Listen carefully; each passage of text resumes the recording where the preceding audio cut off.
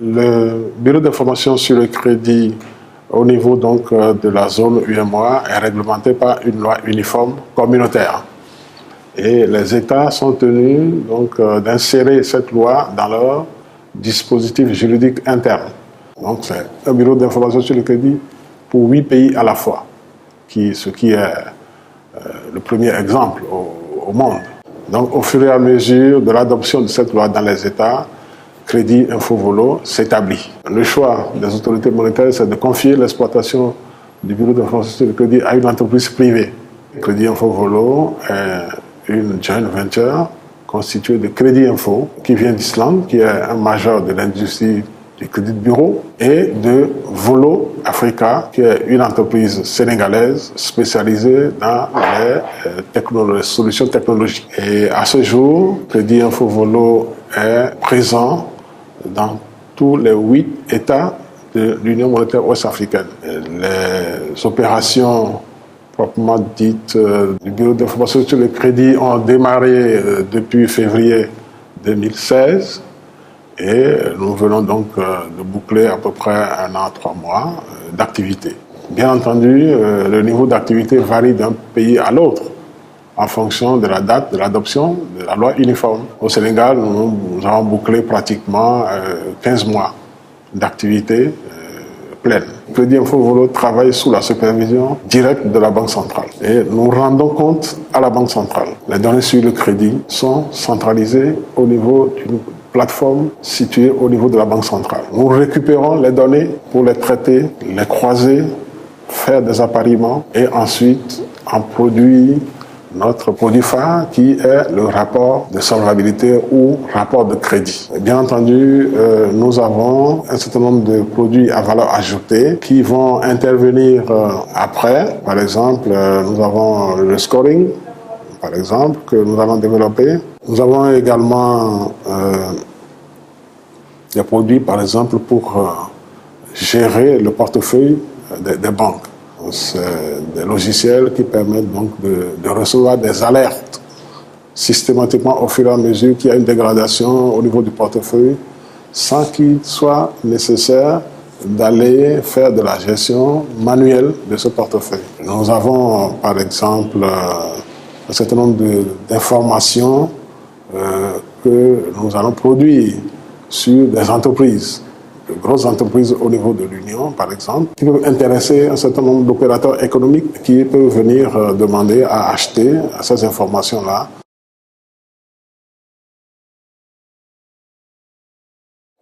Les institutions qui doivent obligatoirement reporter au bureau de crédit, il s'agit des banques, des établissements financiers et des institutions de microfinance de grande taille que nous appelons SFD article 44. Les autres institutions de microfinance peuvent le faire sur la base du volontariat. Et dans ce cas, elles ne passent pas par la plateforme de la Banque centrale. Vous prenez un contrat de crédit, vous transmettez le montant, le taux d'intérêt éventuellement, le nombre d'échéances et la manière dont les échéances sont respectées. S'il y a des incidents, les paiements qui sont effectués, le montant restant dû. Et s'il y a des garanties qui sont données, des cautions, aval ou garanties réelles, on les répertorie. Donc voilà autant d'informations que chaque entreprise, c'est-à-dire les banques et les institutions de microfinance article 44 sont tenues de transmettre au bureau d'information sur le crédit. Il n'y a pas de seuil en tant que tel, mais techniquement, le minimum d'engagement, c'est à partir de 6 500 à peu près, CFA. Bien entendu, au-delà de ces informations, le bureau d'information sur le crédit collecte d'autres informations, notamment auprès des grands facturiers. Nous avons la possibilité également de collecter des données au niveau des centrales publiques. Je prends par exemple la centrale des incidents de paiement où on centralise les chèques sans provision. Nous avons ces informations. Nous avons également la possibilité de nous adresser au greffe des tribunaux pour avoir des précisions, des informations sur les liquidations, les faillites éventuellement. Évidemment, lorsque les dossiers sont clos, les faillites sont consacrées, nous pouvons recueillir ces informations pour alimenter notre base de données et les faire figurer dans les rapports, sur les rapports de solvabilité, de manière à informer en toute transparence tous les prêteurs.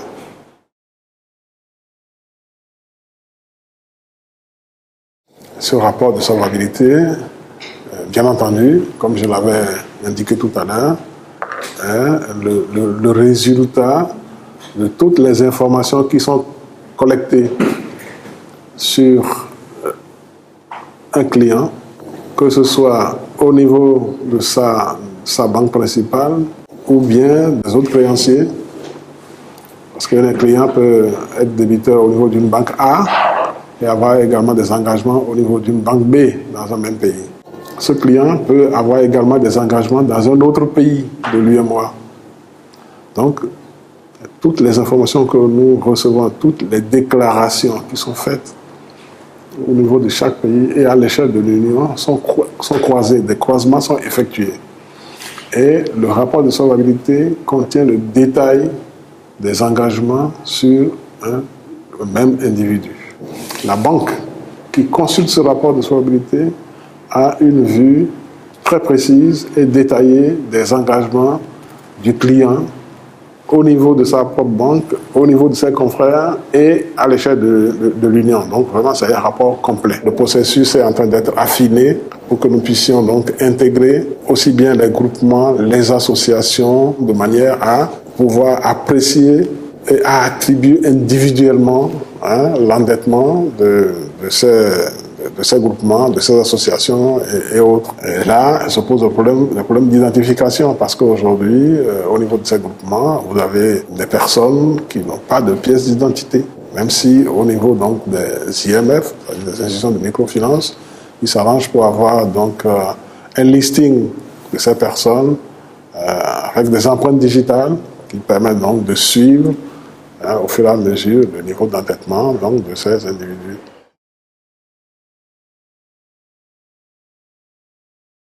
Le bureau de crédit présente une grille tarifaire de ces prestations pour chaque année, et la Banque centrale doit homologuer cette grille tarifaire.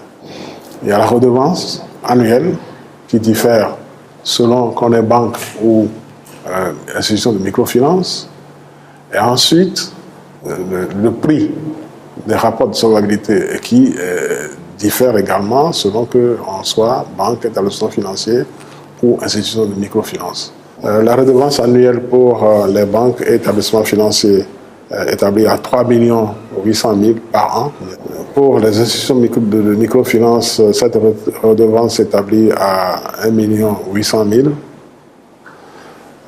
Nous avons ensuite les prix pour les rapports de solvabilité, pour la consultation d'un rapport de solvabilité pour une banque, le coût revient à 1 650 pour un rapport.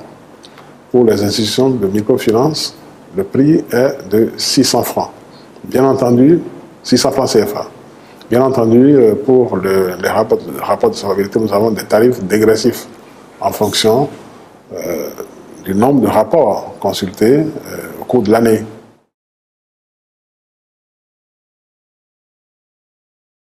Il y a la problématique de l'identification en tant que telle au niveau de nos États, la qualité de l'identification.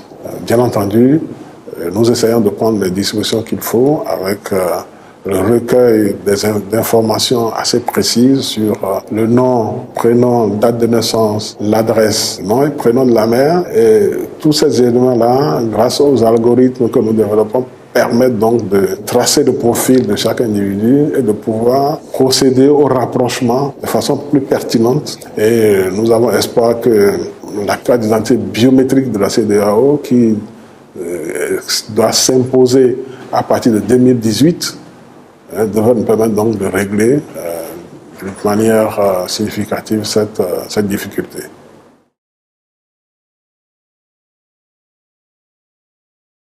Au niveau de l'ensemble des institutions, il faut avoir un système d'information fiable et disposer d'un outil d'extraction des données et d'envoi de ces données. Parce que nous avons un format de données, nous avons défini une structure et des formats de données auxquels les banques sont obligées de se conformer avant de transmettre les données sur la base. Aujourd'hui, la problématique, c'est la qualité de l'information disponible au niveau des banques. Normalement, si les banques se référaient know your customer, comme on dit, les institutions assujetties devraient être disponibles de toutes les informations nécessaires sur les clients. Aujourd'hui, ce n'est pas le cas. Vous avez des dossiers de crédit où vous avez des numéros de téléphone qui remontent à il y a une dizaine d'années.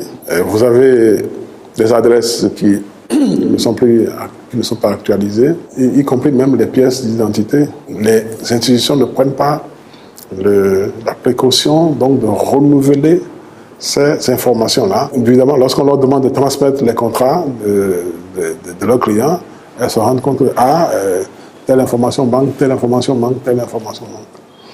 Donc, ils sont obligés de faire un travail de base, d'assainissement de leur base aujourd'hui.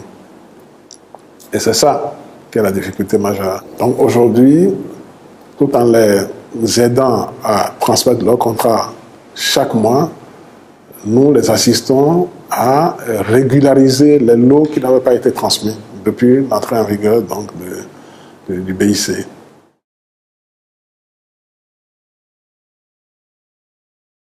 Nous avons à peu près 2 millions de contrats qui ont été transmis donc, sur la base, dont une proportion importante en provenance de la Côte d'Ivoire. Cela correspond à peu près à entre 700 et 800 000 clients. Donc je parle de la base UMOA. Pour l'ensemble du système bancaire des 8 pays, le Sénégal a 250 000 à peu près. Et puis après les autres pays suivent. Mais le gros des contrats, c'est la Côte d'Ivoire et le Sénégal aujourd'hui. Nous avons à peu près 70% des banques de l'Union qui sont vraiment actifs et qui transmettent des contrats. Le reste, on continue à faire les tests de qualification pour leur permettre donc de s'arrimer véritablement et de transmettre leurs données. On a constaté quand même un décrochage des IMF qui ne sont pas véritablement impliqués pour plusieurs raisons. D'abord, vous savez que pour vraiment être prêt pour transmettre les données, il faut un minimum d'investissement. Et elles n'ont pas beaucoup de moyens pour avoir des bases centralisées avec des outils d'extraction et d'envoi des données très fiables. Et elles trouvent également que la tarification que nous avons faite, qui a été approuvée par le régulateur, que cette tarification est élevée. Il y a quand même un certain nombre d'IMF qui quand même envoient régulièrement leurs données. Les autres s'activent à travers leur association. Nous les réunissons souvent, on discute avec eux, mais il y a toujours des difficultés qui sont d'ordre matériel et financier.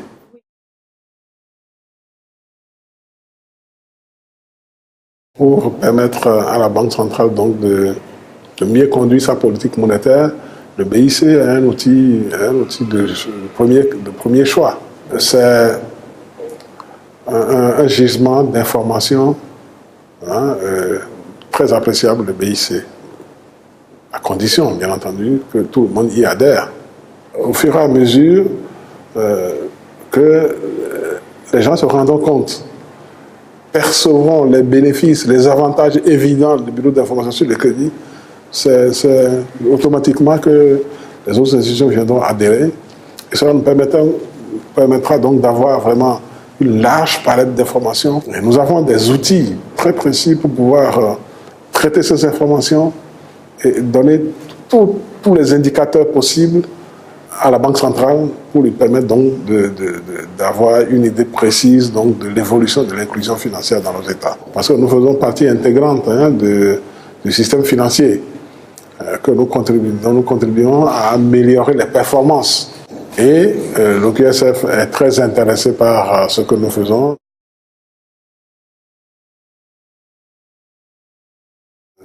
Avant de mettre en place un prêt, un crédit en faveur d'un client, vous êtes tenu d'avoir un rapport de solvabilité.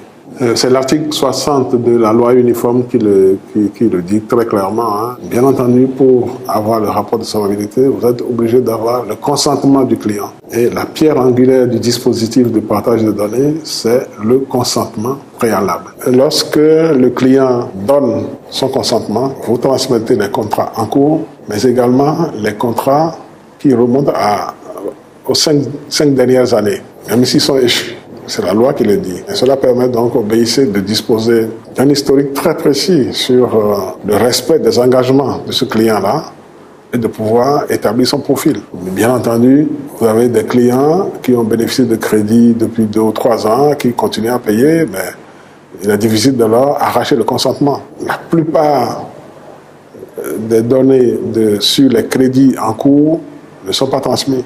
Seuls les clients qui viennent depuis la mise en place de la loi, qui viennent demander du crédit, ceux-là sont tenus de donner leur consentement. Mais pour l'existant, il y a un problème majeur. Si bien que l'État de Côte d'Ivoire, par exemple, a pris une ordonnance pour que l'on puisse transmettre les données, c'est-à-dire pour les prêts. C'est un élément très important qui a permis d'alimenter significativement la base. Récemment, le Niger a adopté la même loi qui permet donc de faire remonter tous les encours de crédit au niveau de la base. Et la Banque centrale a, demandé, a recommandé à l'ensemble des États d'adopter une loi similaire pour permettre aux banques donc, de faire remonter tous les encours de crédit en vigueur avant l'adoption de la loi uniforme. Et nous, au niveau du BIC, nous avons élaboré une vidéo sur le consentement, les raisons pour lesquelles il faut donner le consentement, et les banques doivent diffuser ces vidéos-là dans leur rôle. Au niveau des États également, un effort doit être fait en matière de communication vis-à-vis du grand public.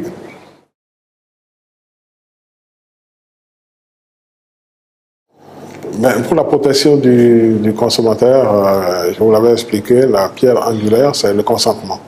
C'est d'abord ça. Avant que le client ne donne son consentement, l'institution, la banque, est tenue de lui expliquer les raisons pour lesquelles le consentement est demandé très clairement et l'utilisation qui sera faite de ces données. Cela ne sera pas utilisé par les services des impôts ni par d'autres institutions. La loi est claire là-dessus.